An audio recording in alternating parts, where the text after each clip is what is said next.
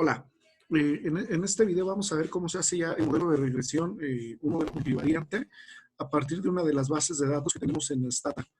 Entonces, vamos a compartir pantalla. Entonces, acuérdense que tenemos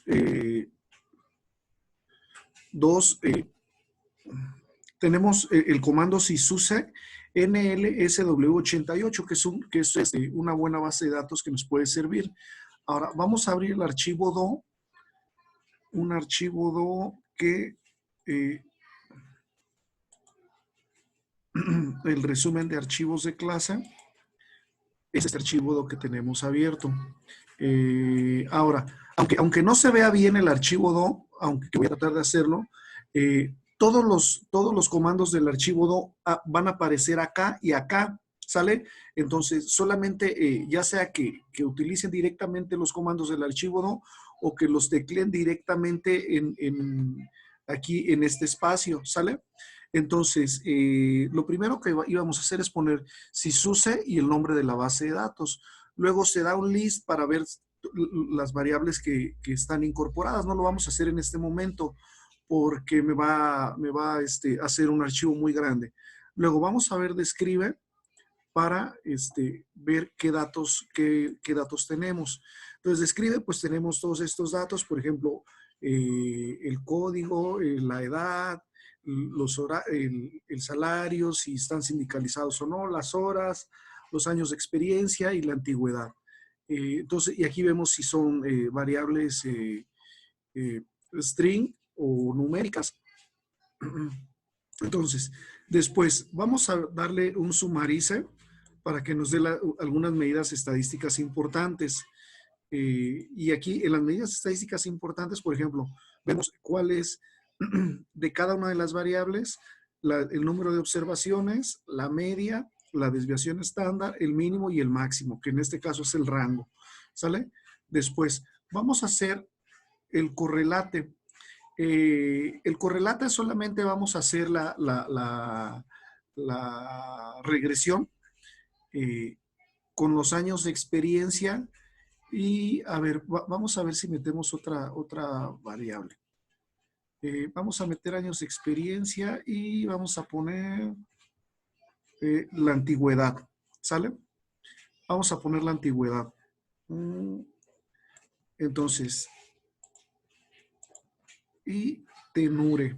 Entonces vamos a poner tenure y vamos a correr el comando correlate. Entonces ya le damos aquí y nos sale las variables de correlación.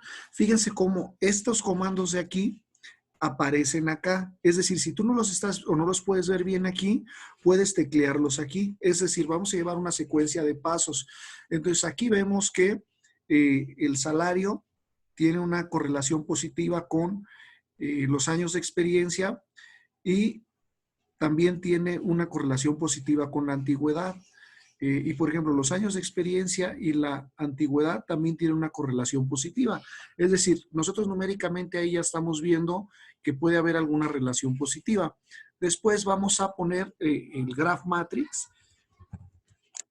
Le teclea acá tenure y vamos a poner graph matrix y vamos a tener la gráfica de esta misma correlación.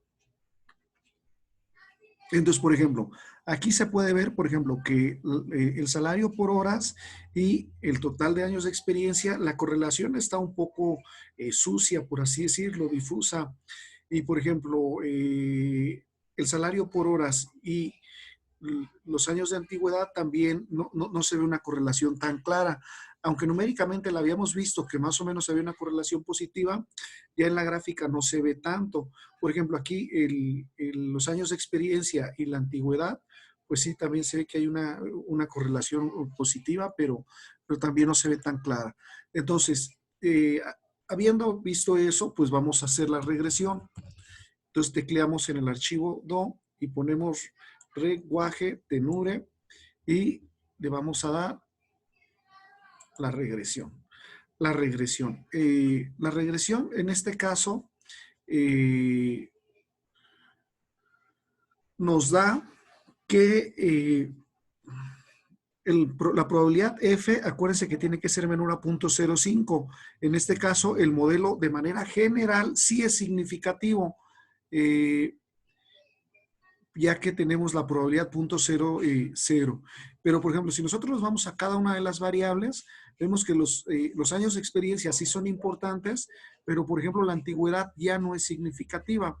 De las dos variables que habíamos visto, la antigüedad no es significativa, ¿sale? Entonces, lo que vamos a hacer es vamos a quitar la antigüedad. Vamos a hacer la regresión sin la antigüedad.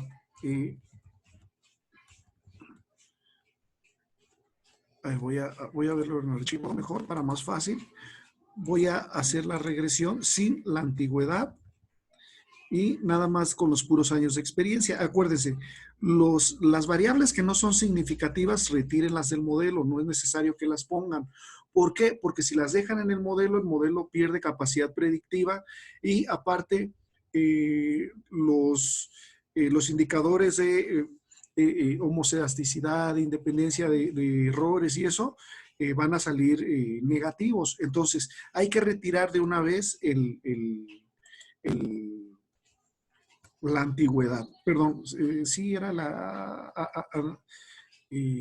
antigüedad. Entonces, fíjense, en el caso de los años de experiencia, si yo nada más dejo la regresión en función de los años de experiencia, la R cuadrada sí es muy baja, la R cuadrada. La R cuadrada, acuérdense que tiene que ser de 0.35 para arriba. ¿Qué significa esto?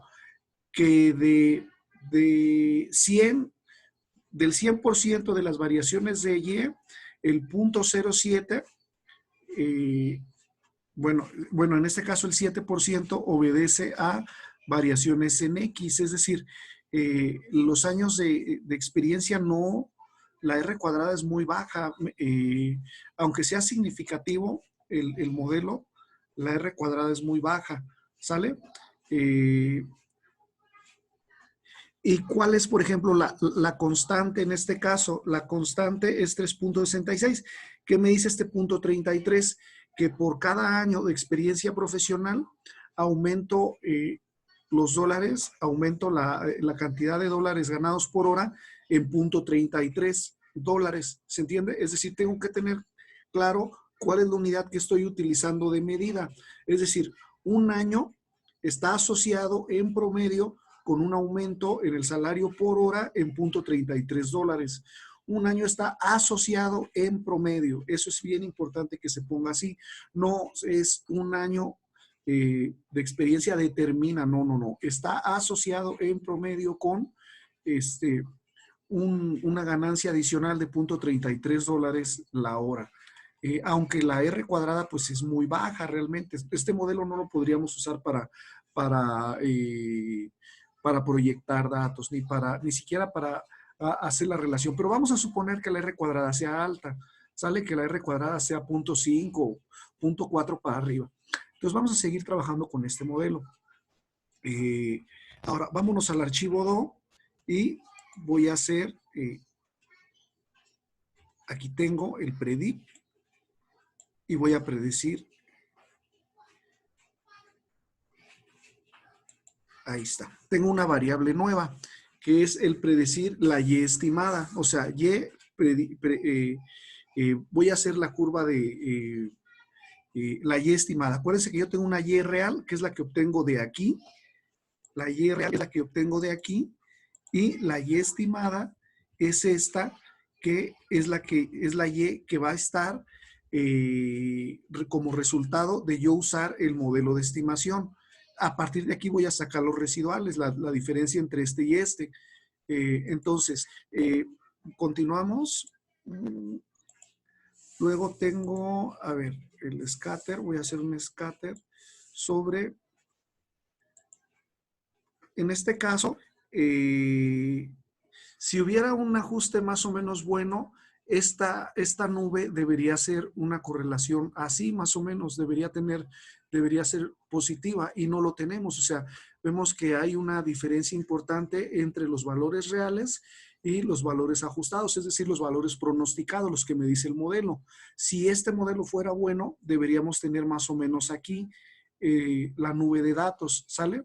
no tan dispersos como los tenemos aquí. Pero tiene sentido porque habíamos visto que la R cuadrada pues es baja.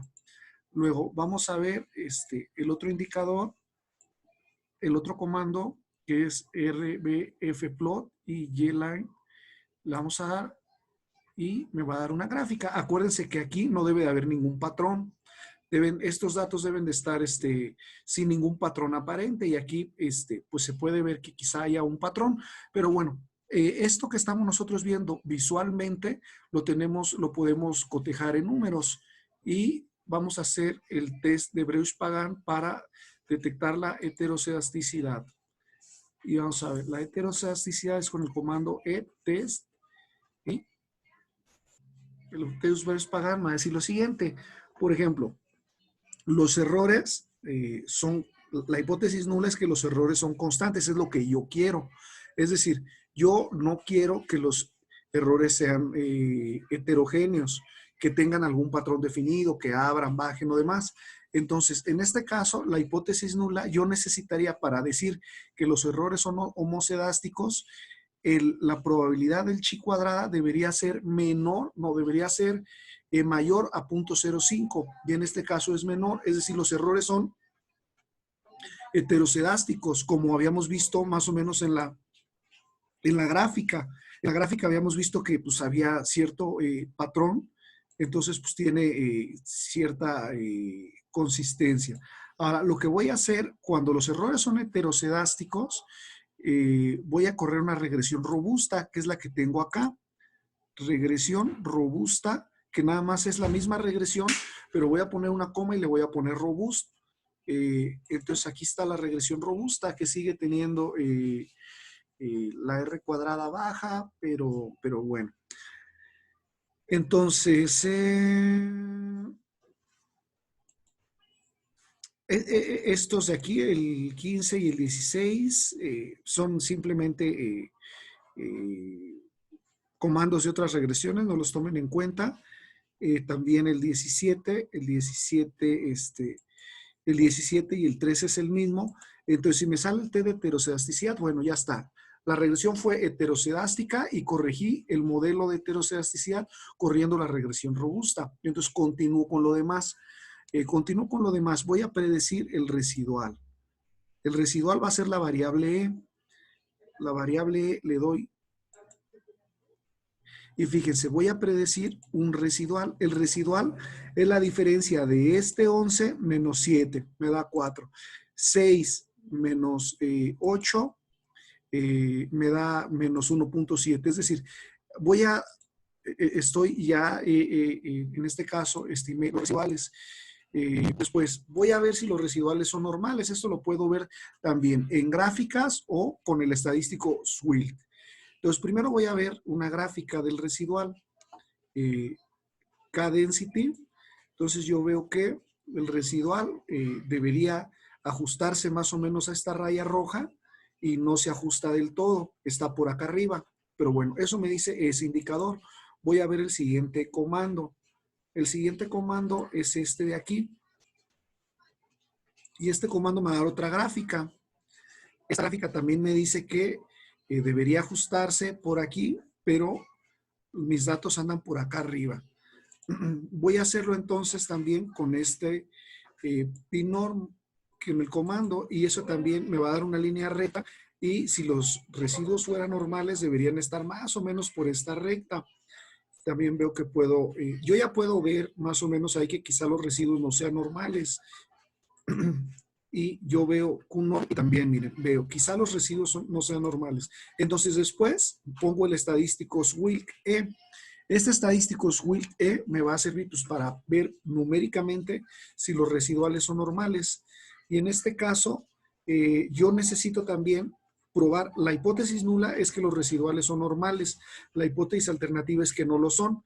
En este caso rechazo la hipótesis nula, acepto la hipótesis alternativa y yo veo que los residuales no son normales.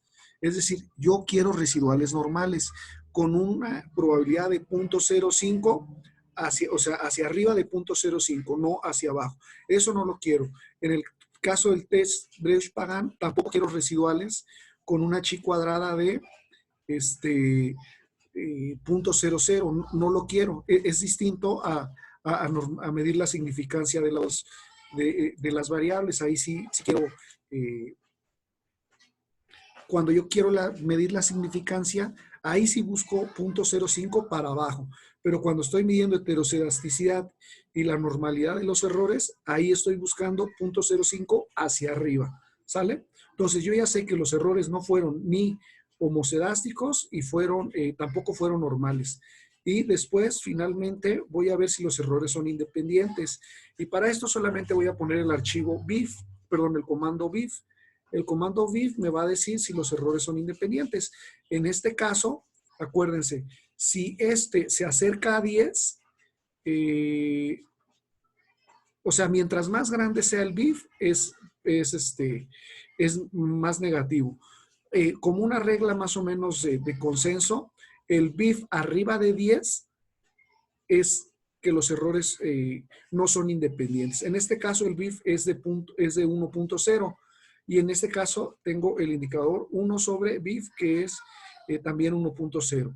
Entonces, en este caso, yo puedo decir que los errores sí son independientes. Es decir, este modelo me dio una R cuadrada baja, la variable años de experiencia sí fue significativa, la heterocedasticidad, el modelo me dio que no tiene homocedasticidad, lo tuve que corregir con una regresión robusta, no tuvo normalidad en los errores y aunque tiene los